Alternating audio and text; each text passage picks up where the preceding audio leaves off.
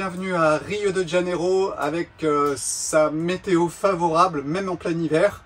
Les Brésiliens ont ressorti les bikinis et j'avoue que c'est très agréable quand même de se retrouver en plein hiver avec une 18 degrés le matin et 26, 27 l'après-midi.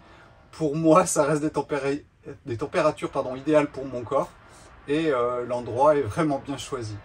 Alors, je suis Sébastien Lierve, je fais partie du temple bouddhiste Ajahn Cheda Preya avec une forte connotation taoïste, comme vous pourrez vous en rendre compte régulièrement. Et aujourd'hui, je vais vous présenter la fleur de vie. Alors, il faut savoir que la fleur de vie est une expression qui est relativement récente, d'accord? Je vais vous parler de sa description, comment elle est faite, de son histoire, du contenu, les 7 cercles de la graine de vie qui vont vous donner les 5 solides de Platon, la Merkaba, le cube de Métatron, c'est ça. Et vous allez voir qu'en fait, c'est un beau mélange de New Age, dans le sens où il y a une réalité qui est derrière. Par contre, tout ce que l'on connaît aujourd'hui, souvent de la fleur de vie, eh bien tout simplement, c'est relié au New Age. Et cela grâce à qui? Eh bien grâce à ce monsieur, Drunvalo Melchizedek. Alors Melchizedek, c'est vraiment pas son nom, parce que son vrai nom, c'est Bernard Perrono. Ah, ça sonne moins New Age tout d'un coup, hein. Mais ce monsieur est né en 1941, il est mort à l'âge de 80 ans, donc je vous laisse faire le décompte, 2020, il n'y a pas si longtemps que ça. Il a créé toute une école, tout un système autour de la fleur de vie. Bienvenue dans le New Age, ça c'est sûr. Par contre, ce qui est intéressant, c'est d'aller creuser un petit peu à l'intérieur de tout ça et voir ce qu'il y a à l'intérieur de vie, voir son histoire, parce qu'on la retrouve aussi, ou du moins on retrouve ce graphisme en Égypte ou en Assyrie. Mais voilà, l'histoire, c'est que tout ce qu'on sait, ou du moins beaucoup de ce que l'on sait aujourd'hui, nous vient de ce monsieur. Alors Melchizedek, hein, je vous rappelle que c'est pas n'importe qui. C'est pas n'importe qui, puisque en fait, c'est dans la tradition juive, ça peut être le père des Sémites, et sinon, c'était aussi un prêtre du Très-Haut, voilà, prêtre du Très-Haut dans l'Ancien Testament, et voire même le roi de Salem dans certains textes. Donc ce monsieur qui s'appelle Bernard Perrono s'est attribué un titre qui est Melchizedek, et voilà, je trouve que c'est un peu gros quand même pour un ego. Et à mon avis, on est en plein dans le système de réincarnation. Alors, je n'ai pas trop enquêté sur le monsieur en question, il n'y a pas grand-chose. À mon avis, on est encore proche de tout ce qui est ésotérique du début du siècle passé. Et donc, il s'est attitré ce haut grade de Melchizedek, tout simplement parce qu'à mon avis, il se pensait à une réincarnation de Melchizedek. Donc, bienvenue dans le monde des égos. J'aime bien le bouddhisme pour son côté non réincarnatif, c'est-à-dire que le bouddhisme ne prône pas la réincarnation, il prône juste le fait que l'intégration dans le corps traverse des couches, et là vous captez des mémoires, voilà. Donc vous avez l'impression d'être une réincarnation de quelque chose, mais non, vous êtes juste dans un partage de mémoires avec d'autres personnes qui ont vécu dans le futur, dans le passé, peu importe, mais vous avez juste capté ces mémoires. Et je pense que par exemple dans mon cas, il y a quand même pas mal de mémoires de George Oshawa qui sont partagées, parce que tout ce que j'ai pu au début, quand j'étais très jeune, lire de Oshawa, c'était complètement déjà intégré en moi, et je ne l'ai jamais lâché depuis plus de 30 ans. Donc voilà, on a tous des mémoires que l'on traverse, sûrement en fonction de nos affinités, notre programmation. Et c'est vrai que du coup, on peut se prendre pour des réincarnations des uns ou des autres. Mais franchement, j'aime bien le côté bouddhiste. Ça remet l'ego à sa place. Et ça permet, à mon avis, de moins partir dans des délires de pouvoir.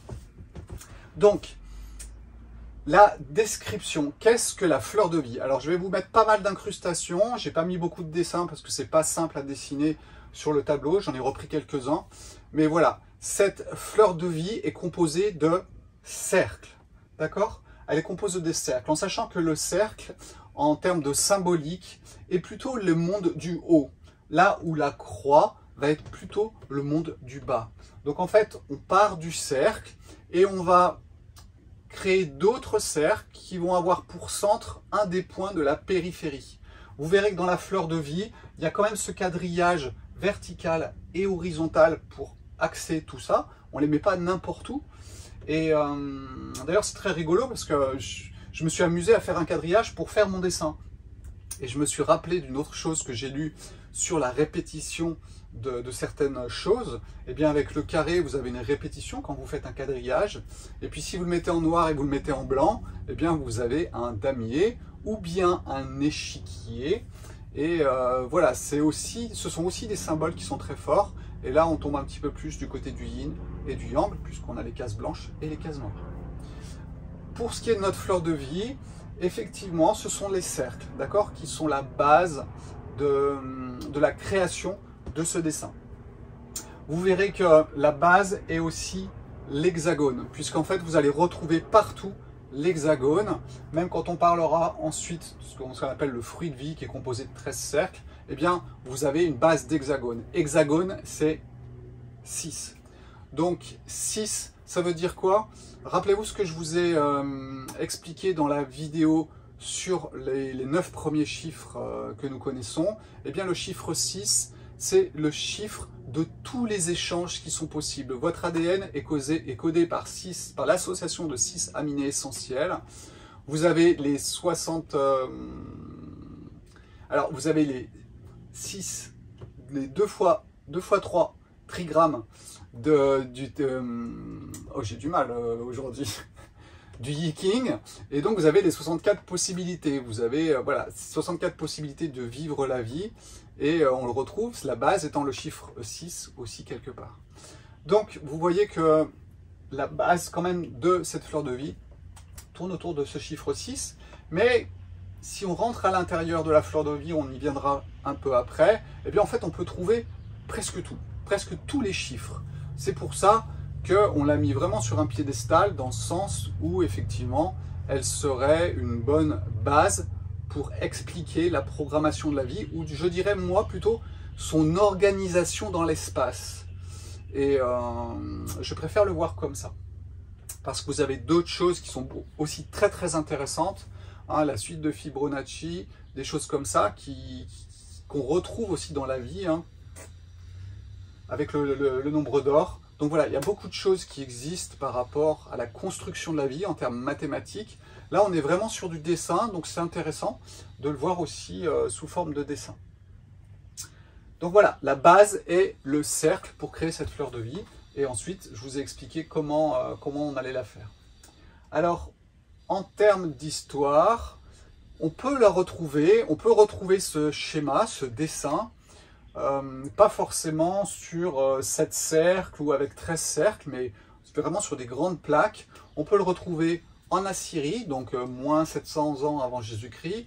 On le retrouve en Égypte aussi, dans le temple d'Osiris.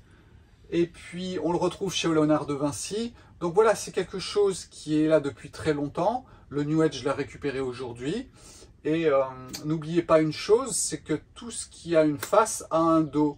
Donc si toute personne qui utilise, et là je vous incite à regarder la vidéo, ou du moins à la revoir, cette vidéo que j'ai faite sur la magie de la vie et la magie de l'ego, la magie opérative, où on va utiliser des symboles, et bien voilà, quand vous avez un symbole, il y a une face, pile, et une face. Face, un côté et un autre, un côté destructif, un côté constructif. Donc si vous vous amusez avec les symboles, j'espère pour vous que votre énergie est très bien axée. Sinon, ça va partir à gauche, ça va partir à droite, et ça peut, à mon avis, être très compliqué. C'est ce que j'explique dans cette vidéo. Donc, ces symboles, ou du moins cette répétition de cercles, d'une façon bien particulière, on le retrouve vraiment partout. On va le retrouver dans les religions, on le retrouve aussi chez le petit paysan qui avait sa rosace qui était dessinée sur son meuble. On va vraiment le retrouver partout.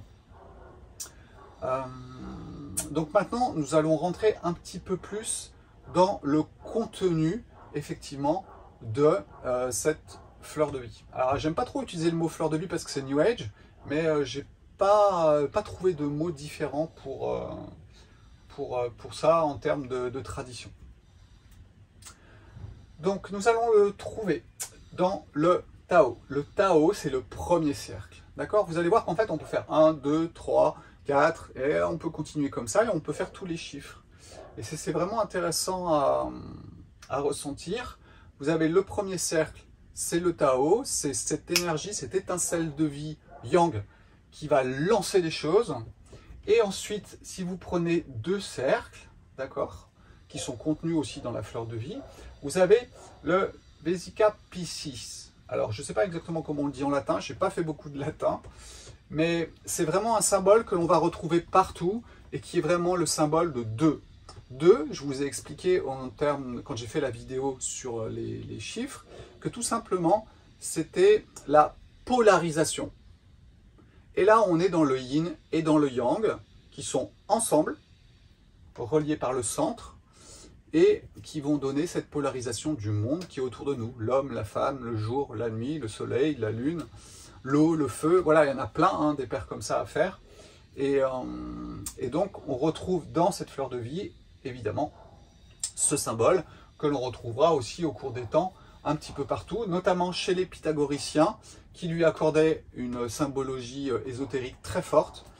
Alors, pour la petite histoire, ils avaient pris la taille du poisson, mais ils enlevaient la queue, et puis ils prenaient sa hauteur et sa longueur, et ils tombaient sur un chiffre 513, qui est repris dans l'Ancien Testament par rapport à Jésus, et non, pas dans l'Ancien Testament, ça va être le Nouveau Testament, donc par rapport à Jésus qui a créé 513 poissons.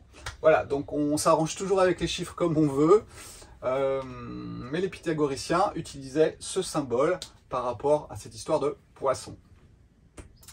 Ensuite, nous entrons dans des choses un petit peu plus connues, puisqu'en fait la tradition celtique est quand même très forte en France, et nous avons ce qu'on appelle le triquetra. Triquetra, vous avez les deux cercles, la dualité, plus la main de Dieu qui rajoute quelque chose, et vous avez donc 3 cercles.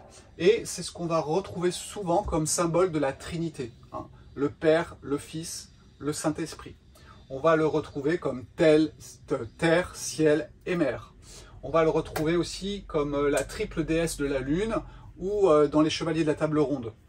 Et ce triquetra, eh bien en fait c'est tout simplement ce que je vous disais, c'est le chiffre 3. D'accord? Le chiffre 3, c'est le ternaire, ciel, terre et tous les êtres créés qui sont au milieu. Donc il y a une différence entre ternaire et trinité. Le ternaire, c'est vraiment le plus global qu'on puisse trouver, où on englobe tout. Et les trinités, c'est quand on en prend 3 et qu'on les met ensemble.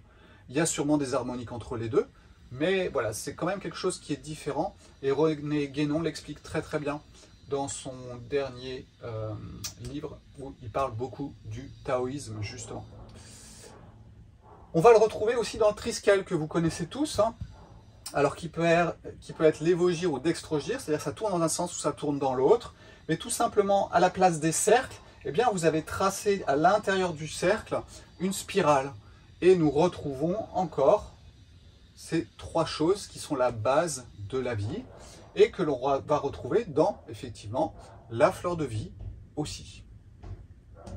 Donc là, enfin 1, 2, 3, et puis après, vous allez voir, on va rajouter des chiffres, mais nous allons nous concentrer plutôt sur, par exemple, les 7 cercles qu'on appelle en New Age la graine de vie.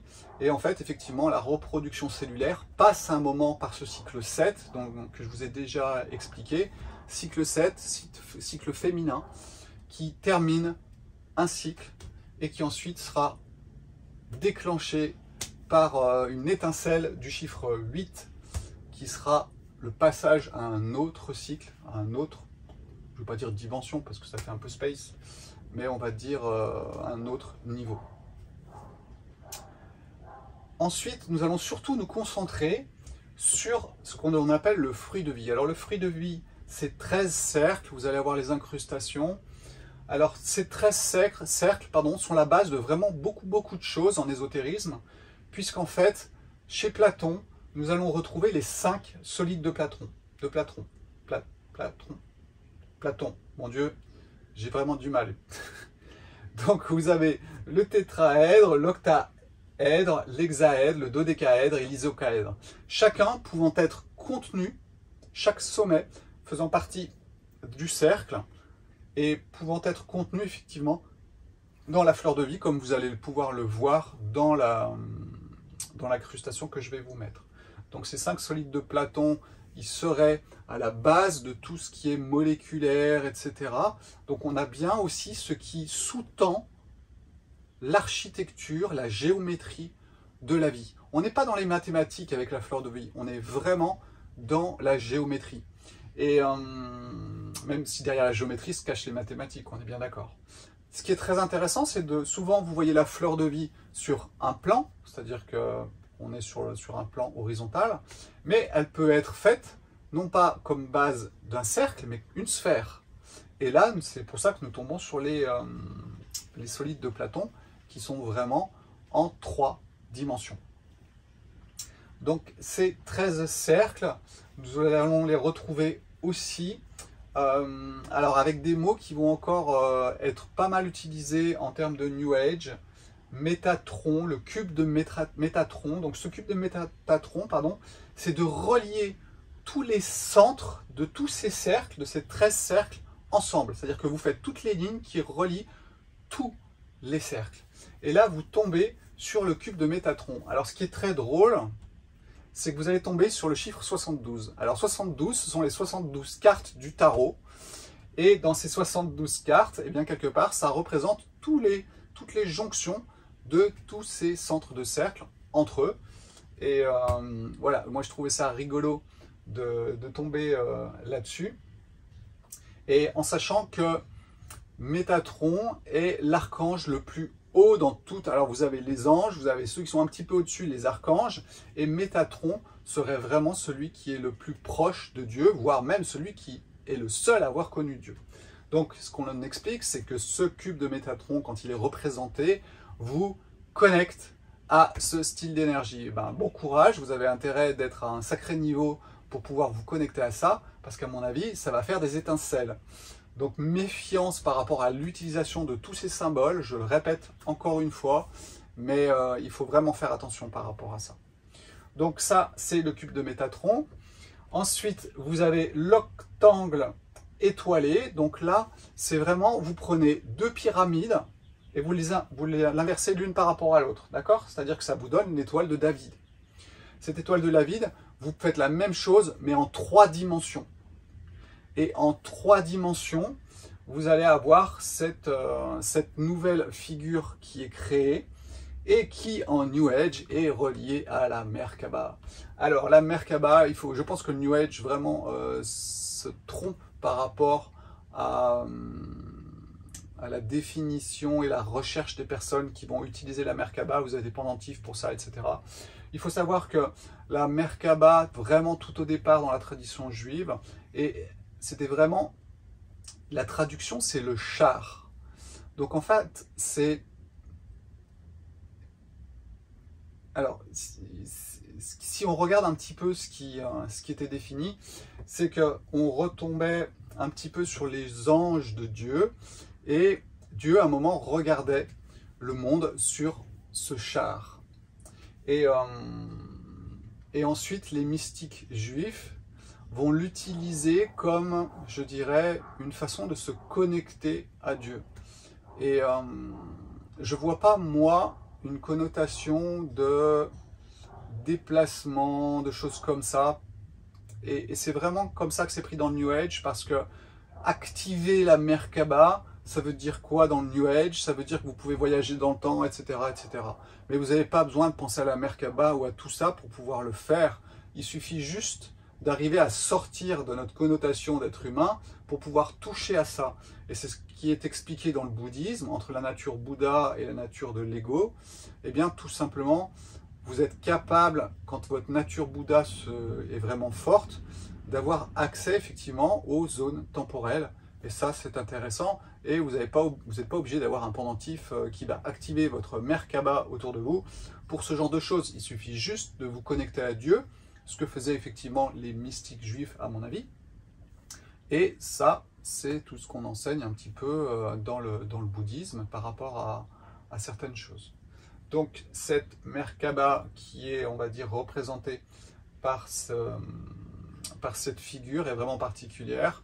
Et à mon avis, voilà, je ne sais pas ce que ça peut déclencher, il faudrait que je m'amuse à en porter une pour voir. Mais voilà, je pense que là, vraiment, ça a été beaucoup récupéré par le New Age. Et puis, une dernière chose qui est intéressante, c'est l'arbre de vie que vous allez retrouver aussi dans cette fleur de vie. Alors là, nous sommes avec les 10 séphirotes, plus le point central qui est situé en haut. Alors c'est vraiment, la Kabbale juive, c'est vraiment le côté ésotérique de cette lignée. Et je dirais que dans l'arbre de vie, que vous pouvez retrouver hein, dans la fleur de vie, c'est vraiment pour expliquer déjà les interdépendances de chaque petit règne. C'est aussi montrer le bas et montrer le haut. Donc il y a toute cette connotation derrière l'arbre de vie qui est très importante, qui fait partie de l'ésotérisme et effectivement qu'on peut retrouver dans cette fleur de vie. Donc c'est vraiment intéressant effectivement de comprendre que toutes ces choses, figures ésotériques, peuvent être reproduites dans la fleur de vie. Donc voilà, faut-il en faire un nouveau temple? Je ne pense pas. N'y voyons que la structuration de l'univers et puis avec la façon de l'organiser. Mais voilà, n'allons pas plus loin que ça. Continuons notre petit chemin, chacun à l'intérieur de soi. Et puis nous verrons bien ce qui en sortira. Voilà, mais faites très attention avec les symboles. Un symbole, c'est bien, mais méfiez-vous, il peut amplifier les choses dans un sens, dans l'autre. J'ai vu des fleurs de vie qui sont comme ça, avec la pointe de l'hexagone en haut. Il y a des fleurs de vie qui sont un petit peu décalées. Voilà, chaque symbole a vraiment une connotation particulière et va aller pousser quelque chose à l'intérieur de vous. Donc, méfiez-vous. Si vous voulez jouer aux apprentis sorciers, eh bien vous pouvez. Moi, personnellement, j'évite. Hein. Je préfère jouer à l'apprenti sorcier dans la vie et pas forcément avec des symboles parce que je ne contrôle pas ce que je fais. Je ne suis pas Dieu, je n'ai pas créé les symboles et je ne serai que, je dirais, un petit ouvrier qui s'amuse avec un outil de pointe et à mon avis qui risque de se blesser au passage ou blesser les autres. Voilà. C'est ce que je vous explique hein, sur cette magie opérative qui est énormément utilisée aujourd'hui et dont il faudra assumer les conséquences à un moment ou à un autre. Donc voilà, je voulais partager un petit peu ça parce que je trouvais ça intéressant. J'étais jamais allé autant en profondeur. Je l'ai vraiment fait pour vous durant les derniers jours pour aller voir ça en profondeur et c'est vraiment très intéressant. Voilà. Juste un petit épisode intéressant. Le triquetra, on l'appelle aussi anneau borronéen et en fait ça vient d'une famille italienne, Borronéo, qui avait utilisé le symbole et c'est comme ça qu'on se retrouve avec le mot borronéen. Mais c'est vrai que normalement c'est plutôt le vrai terme, c'est triquetra. Triquetra, ça fait très... c'est très drôle, je trouve. Bon voilà, j'ai fini pour aujourd'hui, ça a été un peu laborieux, je suis désolé. Passez une excellente journée sur la planète Terre et à bientôt pour de nouvelles aventures. Ciao ciao.